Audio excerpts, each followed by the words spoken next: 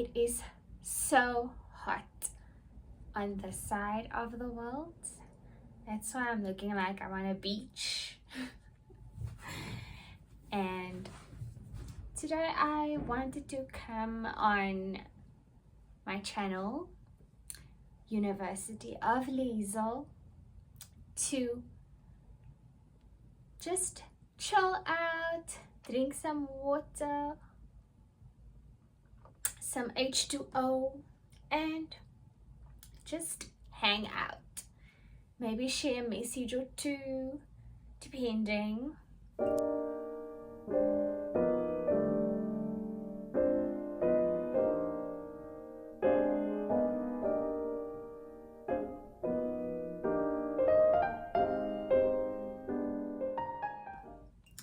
I really enjoyed sharing a message from my heart in the last video, and so I'd like to try a different spin on it.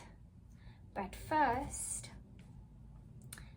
I'm going to check out a reading, a message from the Angels and Ancestors Oracle card deck, and then I'm going to try something different.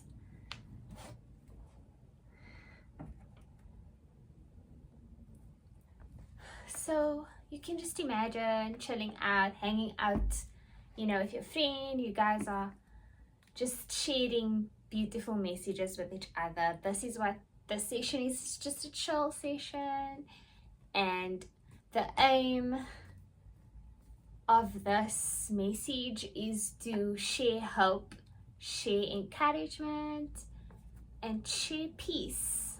That is my hope for this message, and anything else is not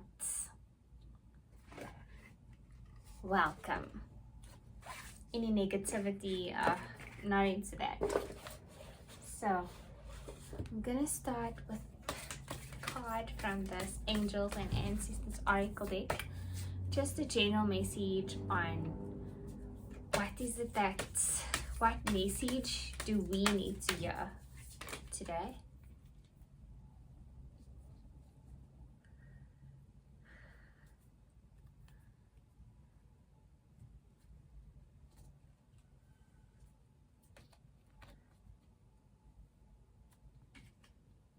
Okay, let me try again. Okay. This one is Broken Arrow, and it says embrace the energy of peace. So I'm gonna read it making use of my intuition first, and then I'll read it from the book. Yeah. Okay, so Broken Arrow.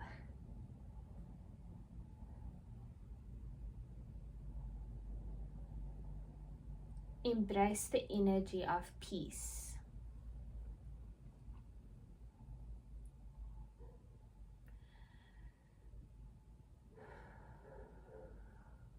Okay. Embracing the energy of peace is freeing. It frees you of tension. It frees you of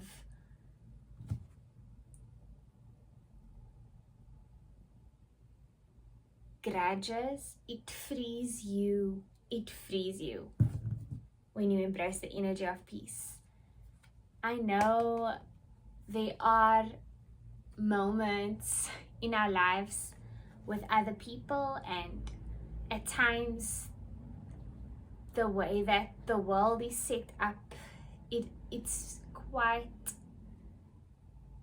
maddening, and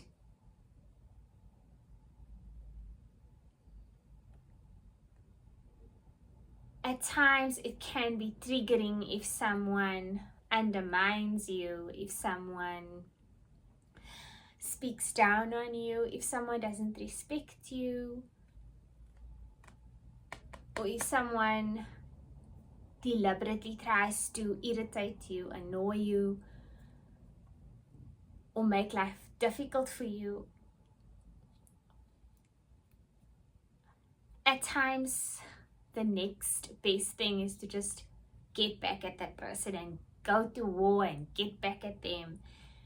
And yes, it's important to speak up and to speak out when you can and in the moment. That is important because it shows the other person your boundaries, and you have to speak up at you. It's important to speak up. However, when it comes to maybe getting back at them or vengeance, it's just more freeing to let it be, let it go, and let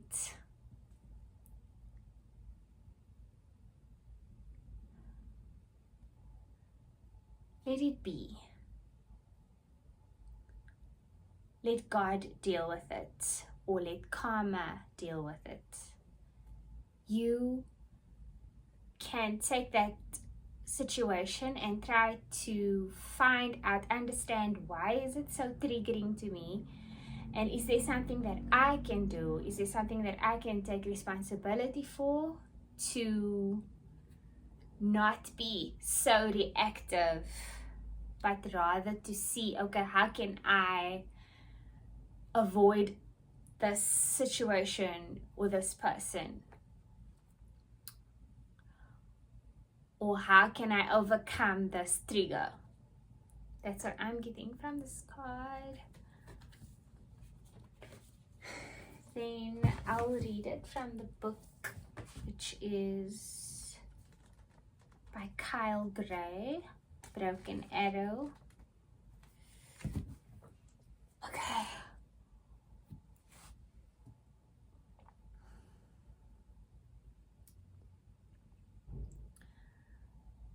This one says, let go of the need to defend yourself and prepare to offer peace. You are safe.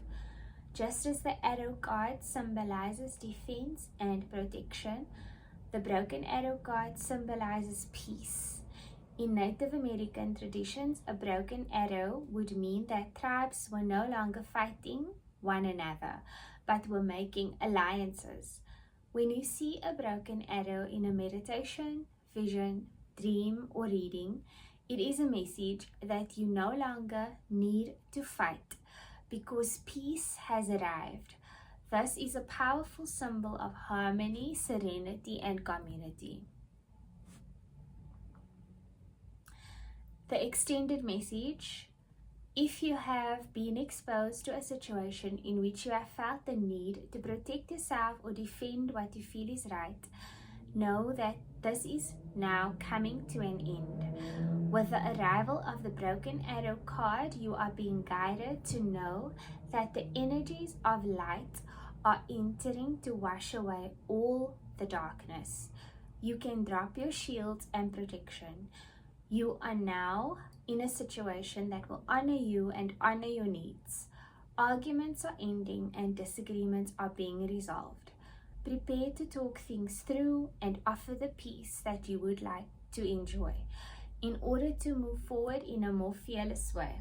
It's important for you to let go of the idea that you can be hurt by this situation or the people involved, because this will only work against you. Know that your angelic guides and ancestors are standing around you, protecting you and taking you lovingly forward. Beautiful, beautiful, beautiful. Okay. I'm also going to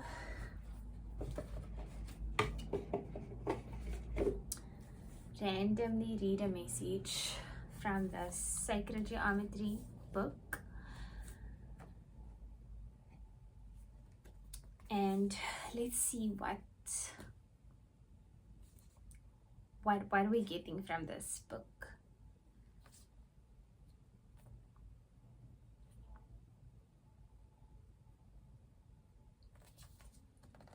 I'm a big fan of sacred geometry. I am reading up on it just to get a general understanding of it. and this is a little book that gives a brief overview of the sacred geometry that's found in the universe. Let's see. It's hot.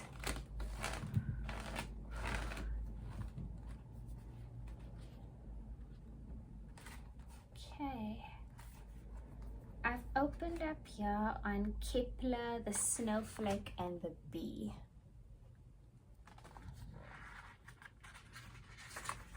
Let me see if I can find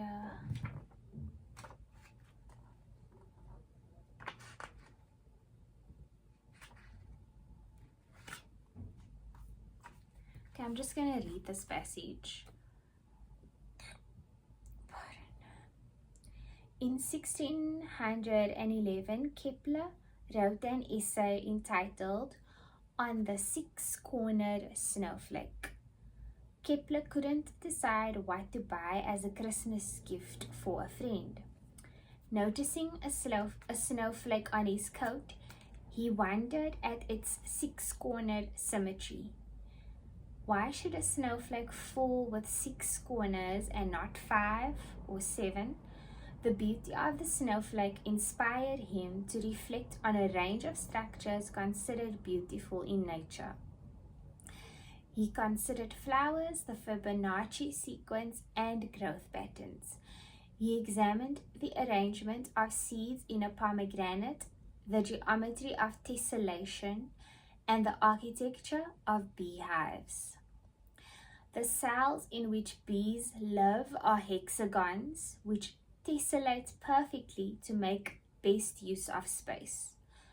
More interesting to Kepler were the rear walls of the cells, which are not flat. The rear walls are formed from geometric shapes known as rhombi, which are connected together. This enables the bee's cell to adjoin 10 neighbors, 6 around the sides and 4 at the rear. Kepler realized that bee cell structures maximize shared walls. They are as efficient as possible to construct, and bees can work together effectively to create them.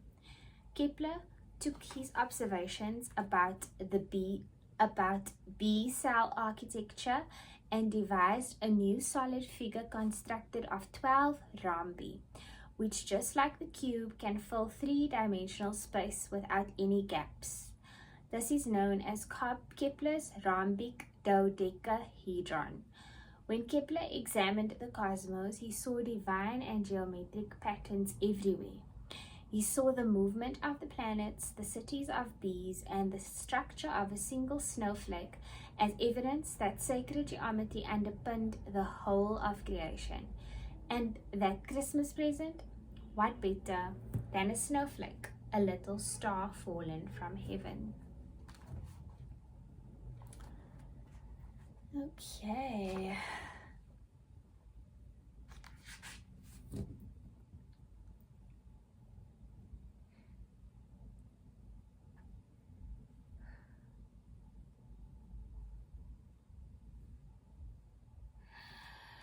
What I'm getting from this little story is that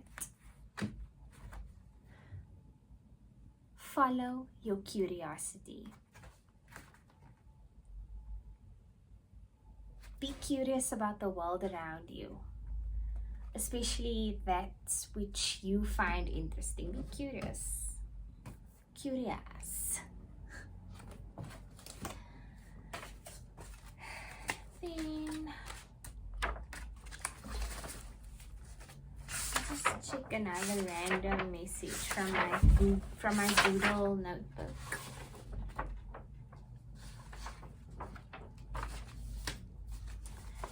It's hot, oh my gosh. It's super hot. Like super.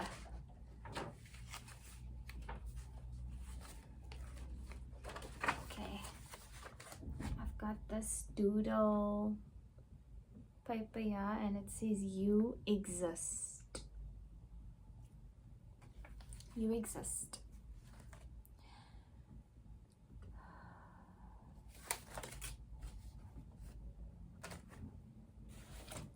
You exist. Period. Point blank.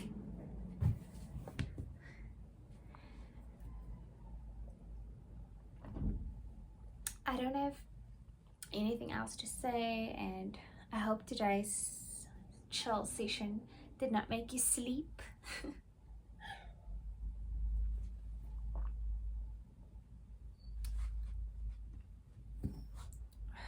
Thank you for hanging out. Until next time.